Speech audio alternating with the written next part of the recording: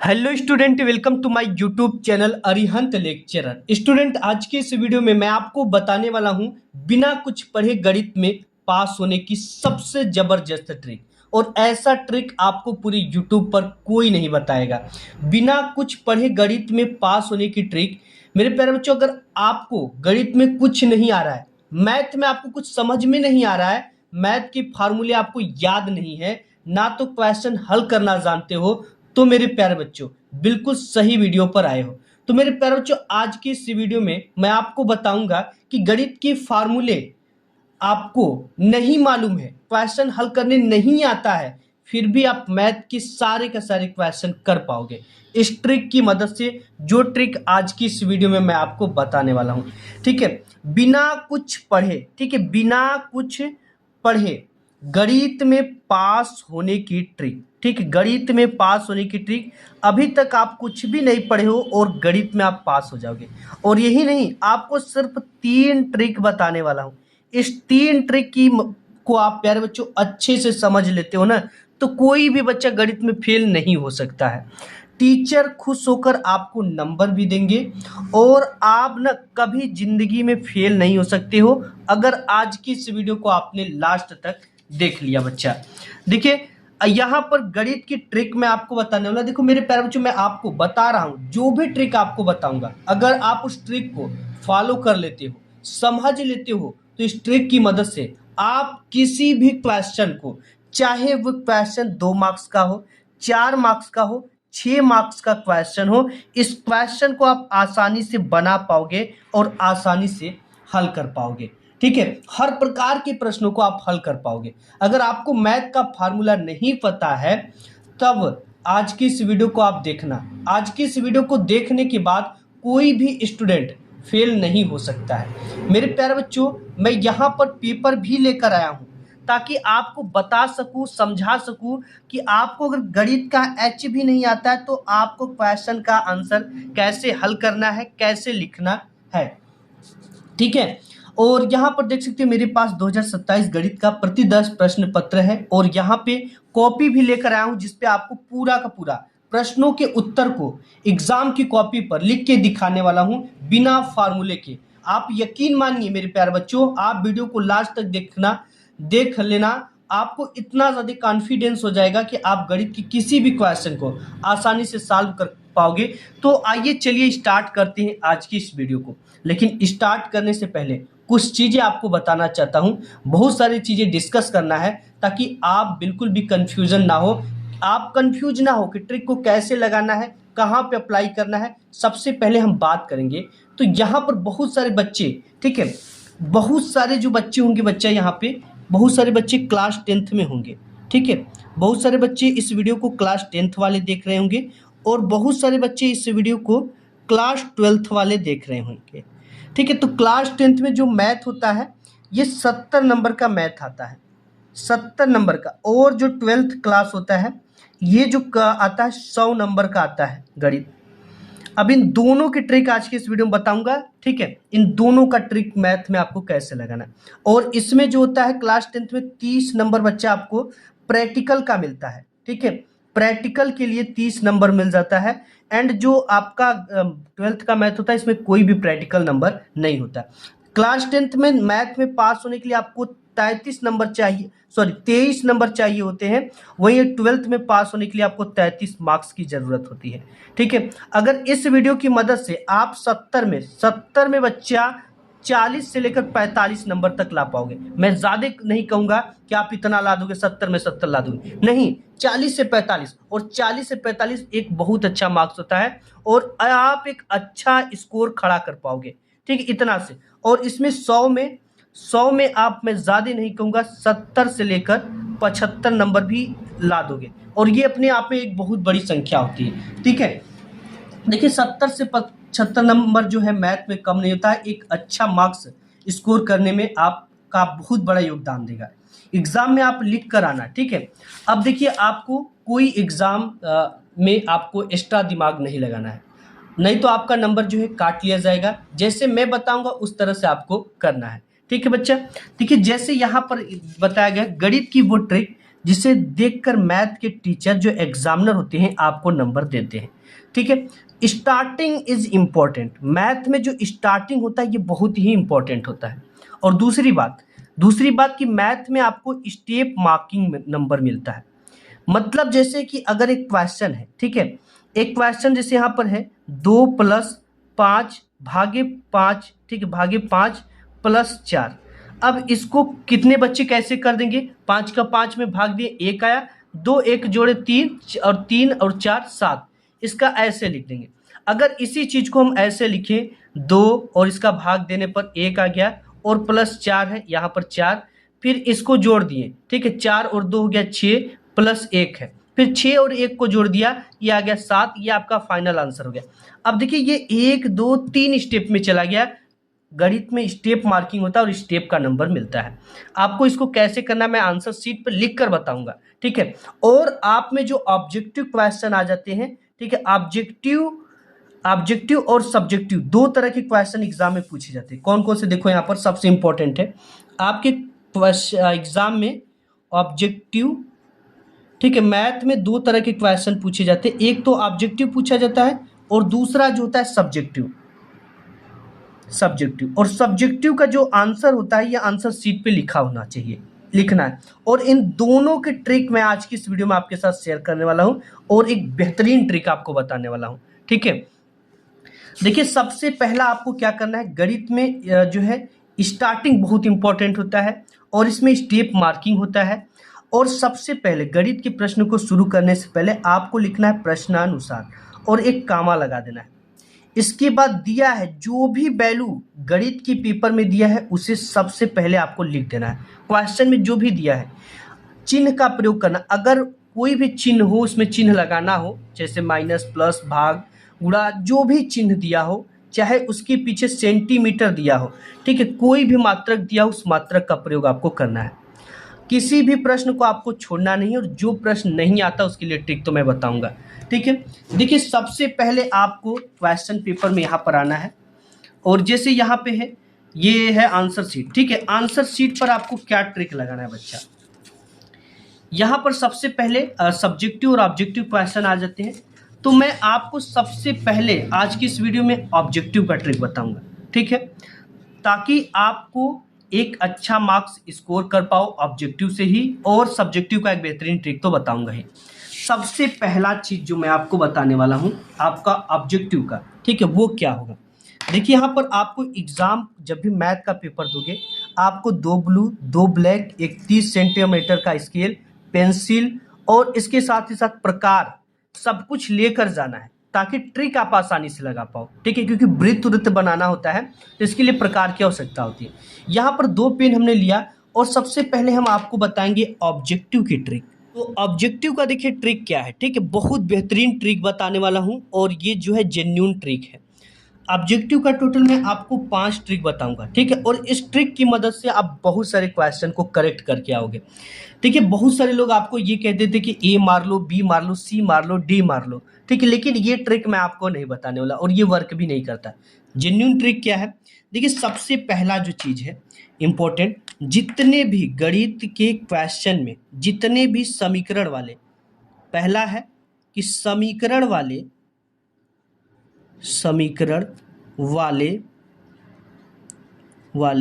Question का option, ठीक है, ऑप्शन जो होता है हमेशा जो होता है ना वो ए करेक्ट होता है। ज़्यादा जो चांस है करेक्ट होने का वो ए होता है। जैसे आपका एग्जाम्पल है समीकरण, या तो आप इसे कहें कठिन, ठीक है, समीकरण या कठिन वाले क्वेश्चन का ऑप्शन हमेशा ए सही होता है। आपको एग्जाम्पल के साथ मैं आपको बताऊंगा, ठीक है। जैसे कोई भी समीकरण हो गया उसका ऑप्शन ए करेक्ट कैसे होता है। यहाँ पर देखिए जैसे 4 ऑप्शन है, ए, बी, सी और डी, तो इसमें हमेशा कौन सा ऑप्शन करेक्ट होगा, ए करेक्ट होगा। फॉर एग्जाम्पल मैं यहाँ पर आपको दिखाऊंगा, जैसे यहाँ पर देखिए समीकरण वाला क्वेश्चन आ चुका है, ठीक है। यहाँ पर एक मूल -2 है, यानी एक्स की जगह पे यहाँ पर क्या रखना है, -2 रखना है। जैसे यहाँ पर रखेंगे हम -2 का वर्ग हो गया प्लस 2 गुणित -2, एक्स की जगह पे क्या रखेंगे -2 और माइनस का है p बराबर 0। अब यहाँ पर देखिए ये हो जाएगा 2 दूना के 4 और ये हो जाएगा माइनस 2 दूना के 4, मल्टीप्लाई होगा तो -4, और यहाँ पर माइनस का p है बराबर 0, इससे ये कट गया, p बराबर आपका आ गया 0। यानी जो समीकरण वाले जितने भी क्वेश्चन होते हैं उसका जो ऑप्शन ए होता है वो करेक्ट होता है। ठीक है, तो यहाँ पर ये हो गया आपका, और यहाँ पर और भी मैं बहुत सारे जो है ट्रिक आपको बताने वाला हूँ, और इसमें भी ट्रिक बताऊंगा। ठीक है, आप ध्यान से इस वीडियो को देखना। अब इसके बाद छोटा और बड़ा का ट्रिक। ठीक है, छोटा और बड़ा का ट्रिक, आप इसे डिफरेंट नंबर कह सकते हैं या छोटा व बड़ा का ट्रिक।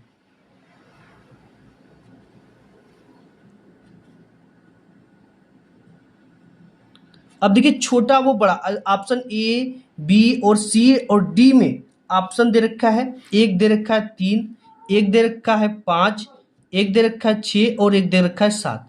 तो ऑप्शन इसमें सबसे बड़ा क्या है, 7 है, और सबसे छोटा क्या है, ए। इन दोनों में से ही कोई एक ऑप्शन करेक्ट करना है। ठीक है, तो यहाँ पर ऑप्शन हमेशा छोटा वाला ही लगभग करेक्ट होता है। इन दोनों में से किसी एक को आप कर सकते हो। जैसे फॉर एग्जाम्पल मैं आपको बताऊं, यहाँ पर देखिए जैसे 7वां क्वेश्चन है, इसमें सबसे छोटा क्या है, जैसे 2 0 2 2 2 1 1,0, तो इसमें 1,0 जो है सबसे छोटा, ये करेक्ट है। ठीक है, और भी मैं आपको दिखाता हूँ। जैसे यहाँ पर क्या है, इसमें ये देखो बहुत कठिन सवाल है, इसमें क्या होगा, ऑप्शन ए करेक्ट होगा पहला, तो ये ट्रिक काम करता है। दूसरा, इसमें सबसे बड़ा क्या है 70 और सबसे छोटा क्या है ए 55, तो 55 डिग्री वाला ऑप्शन आपका करेक्ट हो जाएगा। ये चीजें समझ में आ गया। ठीक है, और आपको मैं बताऊं यहाँ पर जैसे 11 का देख लीजिए, 11 का भी आपका जो है 11 नंबर ये है, साइन थीटा कॉस थीटा का यहाँ पे, तो इसका सबसे छोटा और सबसे बड़ा देखिए, यहाँ पर है साइन थीटा बराबर कॉस थीटा, जिसमें है इसका जो करेक्ट ऑप्शन हो जाएगा वो होगा 60 डिग्री। यानी इसमें सबसे बड़ा करेक्ट हो रहा है, सबसे छोटा 0 है और सबसे बड़ा ए है, तो ये करेक्ट हो गया। ठीक है, इसके अलावा देखिए यहाँ पर, इसके अलावा इधर भी बहुत सारे क्वेश्चन है जिसमें से आपको आसानी से फाइंड कर पाओगे कि कौन से क्वेश्चन आपके करेक्ट हो रहे हैं। ठीक है, 12 नंबर में भी आपको ट्रिक देख सकते हो कि जब भी बटे वाला आपका ऑप्शन दिखे तो उसका हमेशा ऑप्शन लगभग ए करेक्ट होता है, ए करेक्ट होता है जब भी बटा वाला कोई क्वेश्चन दिख जाए। ठीक है, अब देखो मैं, ये तो छोटा बड़ा का ट्रिक का हो गया, एक ट्रिक और भी आपको मैं बताऊंगा। जैसे कि आपका इसमें 4 ऑप्शन है। ठीक है, 4 ऑप्शन है, तो जब भी कोई आपको, जब आपको ऑप्शन, आपको मैथ में एक ऑप्शन मिल जाए, इनमें से कोई नहीं, इनमें से कोई नहीं, हाँ, जब आपको इनमें से कोई ऑप्शन नहीं आता, जैसे मैं आपको बताऊं, जैसे ऑप्शन ए है, बी है, सी है और डी है। ठीक है, इसमें से आपका एक ऑप्शन डी वाला दे रखा, इनमें से कोई नहीं, इनमें से कोई नहीं। ठीक है, तो यहां पे जब भी ऐसा ऑप्शन आ जाता है तो इसका हमेशा ऑप्शन सी करेक्ट होता है। इसका मैं आपको दिखाऊं, जैसे यहाँ, तो यहाँ पर देखिए इसमें दे रखा इनमें से कोई नहीं, तो इसका ऑप्शन जो करेक्ट होगा ए व बी दोनों आपका करेक्ट हो रहा है। ठीक है, ए व बी दोनों। अब इसके बाद ये तो आपका करेक्ट हो गया। अब एक जो चौथा ट्रिक मैं आपको बताने वाला हूं, इसी बहुविकल्पी का, आपको देखो क्या लगाना है।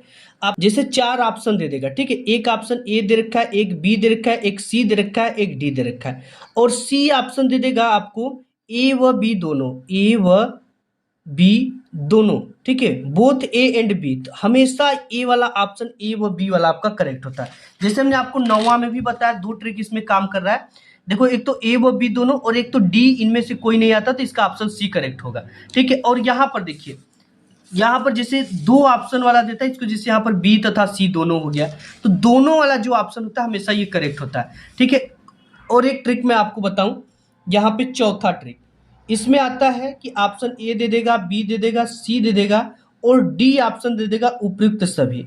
ठीक है, उपर्युक्त, उपर्युक्त सभी या ए सभी। ठीक है, ऑल ऑफ दीज या ए सभी, तो हमेशा ए सभी वाला जो ऑप्शन होता है ये करेक्ट होता है। इस चीज का आप ध्यान देना। ठीक है, तो ये 4 ट्रिक को आप अच्छे से गोल कर पी लो, गठिया लो, क्योंकि ये आपके एग्जाम में बहुत काम आने वाले हैं। और एक छोटा बड़ा का ट्रिक भी मैं आपको बताया था कि क्या होता है। ठीक है, जैसे यहाँ पे 16 का है, इसमें जो सबसे बड़ा क्या है, सबसे बड़ा 1 है, सबसे छोटा 0 है, तो 1 वाला ऑप्शन करेक्ट होगा, छोटा बड़ा का ट्रिक। ठीक है, सब कुछ ट्रिक मैं आपको बता दिया। अब इसके बाद बच्चा आपका आ जाता है इसमें जो है खंड ब में आपको मिलता है वर्णनात्मक प्रश्न। इसमें आपको क्या ट्रिक लगाना है, एक एक ट्रिक को ध्यान से समझना है। इस वीडियो को लाइक कर देना, अपने दोस्त यार में शेयर कर देना, ठीक है। इस ट्रिक को जो मैं बता रहा हूँ, इस ट्रिक को बड़े ध्यान से समझ भी लेना। देखिए इसमें सबसे पहले खंड ब और वर्णनात्मक प्रश्न आता है। आपको क्वेश्चन हल करने से पहले आपको इन दोनों चीज को लिखना है। कैसे लिखना है आंसर शीट पर बताते हैं। जैसे इसमें खंड ब है और खंड ब में वर्णनात्मक प्रश्न है, तो आपको क्या करना है, यहां पे लिखना है खंड ब इस तरह से, और इसके नीचे स्केल से आपको डबल पाई खींच देना है। खंड ब में किस टाइप के प्रश्न है, वर्णनात्मक प्रश्न है को वर्णनात्मक प्रश्न। आपको क्या करना है, स्केल से डबल पाई इस तरह से खींच लेना है। अभी इसके बाद आपको जो भी क्वेश्चन करे, जैसे यहाँ पर 21 नंबर है, 21 नंबर करे तो यहाँ पर लिख देंगे प्रश्नोत्तर संख्या 21।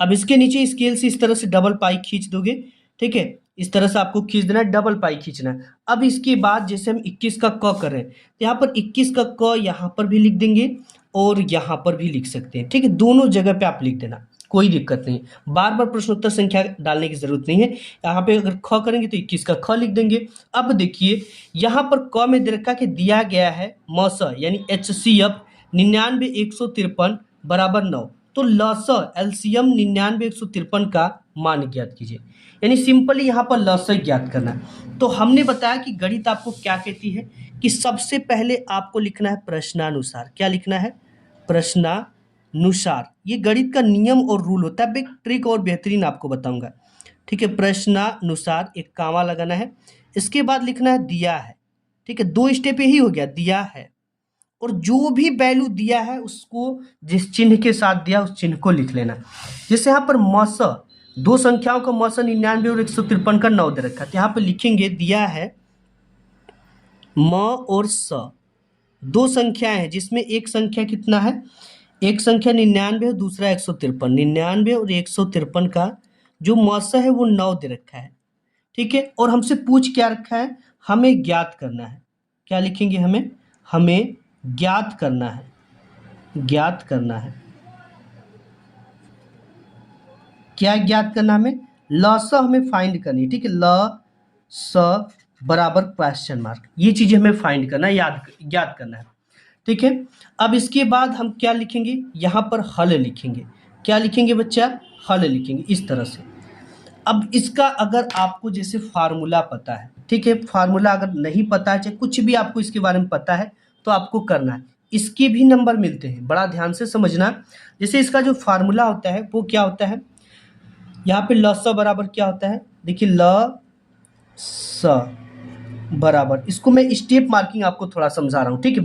ट्रिक आपको बताऊंगा। ल स बराबर दोनों संख्याओं का गुणनफल। क्या होता है, दोनों संख्याओं का गुणनफल।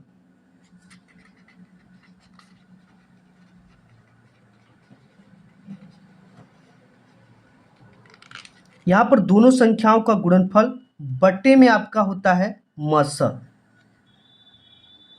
ठीक है। अब देखिए लस आपको जब भी इसके बाद हम कोई भी एक लाइन करेंगे तो इस तरह का एक स्टेप लगाएंगे, इससे ये एग्जामिनर को पता चलता है कि हमने इसके बाद ए वाला एरो लगाने का मतलब नेक्स्ट स्टेप किया है, ठीक है। अब देखिए लस बराबर यहाँ पर फिर से लिखेंगे ल स बराबर, यही हमें फाइंड करना है, दोनों संख्याओं का गुणनफल। संख्या कितना है, 99 और 153, तो यहाँ पे लिख देंगे 99, यहाँ पे लिखेंगे 99 गुणित 153 बट्टे में मस कितना दे रखा है, सिर्फ और सिर्फ इस दोनों संख्याओं का मस 9 दे रखा है, ठीक है। यहाँ पर हो जाएगा आपका 9। अब यहाँ पर इसको अगर हम काट देंगे तो 9 एक कम 9, 9 एक कम 9, यानी 11 बार में कट जाएगा।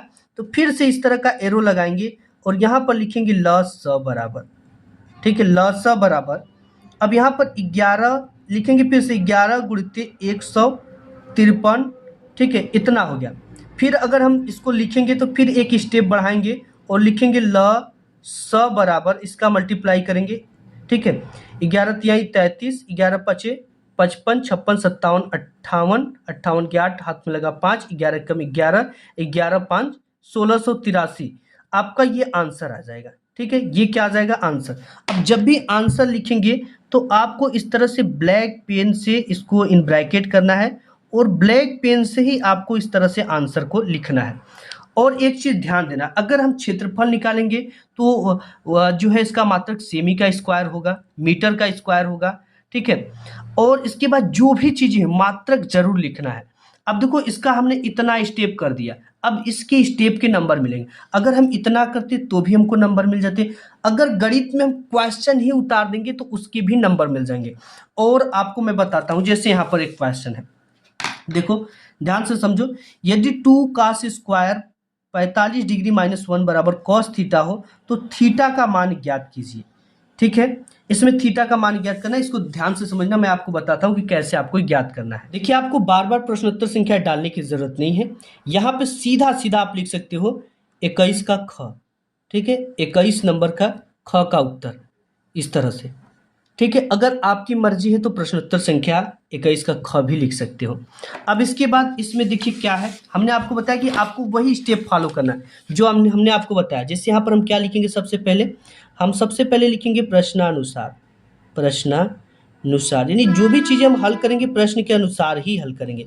प्रश्नानुसार दिया है जो भी वैल्यू दे रखा है। जैसे यहाँ पर क्या क्या दे रखा है, देखिए यहाँ पर एक इतना दे रखा है, इतना बराबर इतना। ठीक, तो इसको हम लिख लेंगे, ये नहीं कि छोड़ देंगे। यहाँ पे लिखेंगे 2 cos स्क्वायर 45 डिग्री माइनस 1। ठीक है, 45 डिग्री -1 बराबर cos थीटा है। ये चीज़ें दिया है। अब हमें ज्ञात क्या करना है, लिखेंगे हमें ज्ञात करना है, ये चीज़ आपको लिखना है, ज्ञात करना है थीटा बराबर क्या होगा, यही चीज़ें हमसे पूछ रखा है। ठीक है, अब देखिए इसको जब भी हम हल करेंगे तो यहाँ पर हम लिखेंगे हल। क्या लिखेंगे, हल। अब देखिए जब हम हल लिखेंगे तो सबसे पहले एक बार आप इसी को लिख लीजिए। क्या है यहाँ पे जो भी चीज़ें हैं, जैसे 2 cos square 45 degree -1 equal cos theta. ठीक है, अब इसके बाद बच्चा इसको जैसे हल करेंगे तो हम यहाँ पर लिखेंगे, हम जानते हैं कि क्या जानते हैं, जब भी कोई भी वैल्यू यहाँ पर हम रखते हैं तो इसको बगल में जरूर ब्लैक पेन से दिखा देंगे। जैसे cos 45 डिग्री की वैल्यू कितना होती है, 1/2 होती है, 1/√2 होती है। ठीक है, 1/√2 होती है। अब इसकी वैल्यू हमें यहाँ पर रखेंगे तो लिखेंगे, यहाँ पे लगा देंगे 2 और यहाँ पर cos स्क्वायर 45 डिग्री है तो 1/√2 का क्या हो जाएगा, यहाँ पे स्क्वायर हो जाएगा। इसके बाद माइनस है 1 है, इक्वल यहाँ पे क्या है, cos थीटा है। ठीक है, अब इसके बाद हमने बताया कि इसके बाद जैसे ही करेंगे इसके बाद ये वाला स्टेप लगाएंगे, इसके बाद फिर से ये वाला स्टेप लगाएंगे और इसको हल कर देंगे, ये हो जाएगा 2। इसको हल करेंगे तो 1/2 हो जाएगा, माइनस का 1 है, बराबर क्या है, cos थीटा। अब यहाँ 2 से 2 कट गया, बचा क्या, 1 - 1 बराबर cos थीटा। ठीक है, इसको डायरेक्ट हम 0 लिख सकते थे, एक में से एक गया, क्या बचा, 0। और यहाँ पर क्या है, cos थीटा। ठीक है, cos थीटा। हम जानते हैं बच्चा कि cos 0 अंश की वैल्यू कितना होती है, cos 0 अंश इक्वल 90 डिग्री होता है। क्या होता है, 90 डिग्री। तो यहाँ पर बगल में लिखेंगे जो भी वैल्यू लिखेंगे, अगर हम समीकरण 1 में 0 का मान लिख रहे हैं तो उसको भी लिखेंगे। तो यहाँ पे जो 0 होता है ये किसका वैल्यू होता है, cos 90 डिग्री का। और यहाँ पे क्या है, cos थीटा। ठीक है, थीटा, cos से cos कट गया, थीटा बराबर आ गया 90 डिग्री। ये आपका क्या हो गया, फाइनल, ये आपका फाइनल आंसर हो गया बच्चा। इस तरह से आपको आंसर को एग्जाम में लिखना है। ठीक है, अब देखिए और ट्रिक मैं आपको बताऊं, जैसे यहाँ पर आया हुआ है क्वेश्चन, तो इस चीज को भी ऐसे लिख देना है कि यहाँ पर दिया है 2 बिंदु 4,1 और 12,3, इनके बीच की दूरी 10 मात्रक दे रखा है, हमें y का मान निकालना है। अब इसके बाद ये वाला क्वेश्चन आ जाता है, इसको देखिए कैसे आपको करना होता है। जैसे दे रखा है इसमें कि निम्नलिखित सारणी का माध्य ज्ञात कीजिए। सबसे पहले तो आपको क्या करना है, यहाँ पर प्रश्नोत्तर संख्या 21 का च प्रश्नानुसार दिया है, इस जो दे रखा है ना ये सारणी, इसको एक बार बना लेना। बनाने के बाद लिखना हमें ज्ञात करना सारणी का माध्य, क्योंकि यहाँ पे यही पूछा है, सारणी से माध्य ज्ञात कीजिए। बराबर क्वेश्चन हल जब भी करेंगे तो ये जैसे इस समय क्षैतिज में दे रखा है, इसे लंबवत बना लेंगे। ठीक है, ये हॉरिजेंटल है और इसे हम लंबवत बना लेंगे इस तरह से। आपको इस तरह से कर दोगे ना तो इसका भी आपको 1 नंबर मिल जाएंगे। ठीक है, बिल्कुल भी परेशान होने की जरूरत नहीं है। अब इसके बाद जैसे यहाँ पर है कि द्विघात बहुपद x square plus 12x plus 7x के शून्य की ज्ञात कीजिए और शून्यकों तथा गुणांकों के बीच संबंध ज्ञात कीजिए। तो आपको यही लिखना है कि हमको दे रखा है ये समीकरण इतना है, हमें शून्य और उसके शून्यांकों का गुणांकों के बीच हमें संबंध की सत्यता की जांच करनी है। तो हमारे समीकरण के अनुसार हमें ये दे रखा है, आप इसकी जगह पे थोड़ा बहुत इधर उधर करके लिख लेना। ठीक है, और आपको बताऊं कि कोई भी क्वेश्चन नहीं आता तो उसकी जगह पे 2-3 क्वेश्चन आप अच्छे से घर से प्रैक्टिस करके जाना और उसके जगह पे उसे आप लिख देना। ठीक है, और बहुत ज़्यादा चांस रहेगा कि आपको नंबर उसके मिल जाएंगे। और मैं आपको बताऊंगा और भी ट्रिक, जैसे यहाँ पर है 2 संख्याओं को वर्गों का अंतर, तो इसमें 2 संख्याएं आपको x और y ले लेना। गणित में ही होता है x और y का अंतर, यानी अंतर का मतलब होता है घटाना। x माइनस वाई का अंतर कितना है, 180 डिग्री है। 180 डिग्री है।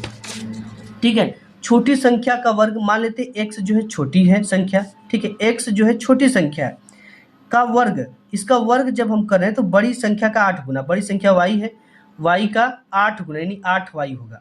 8 गुना दोनों संख्याओं को ज्ञात कीजिए, इनको हल करके समीकरण को निकाल लेंगे। इतना भी अगर आप लिख दोगे तो भी आपके मार्क्स मिलते हैं। अब इसके बाद जैसे ये सब चीजें आ गए कि सिद्ध कीजिए कि किसी वाह्य बिंदु से किसी वृत्त पर, वृत्त की बात करता है तो सबसे पहले आपको एक प्रकार लेना है, उससे वृत्त खींच लेना है।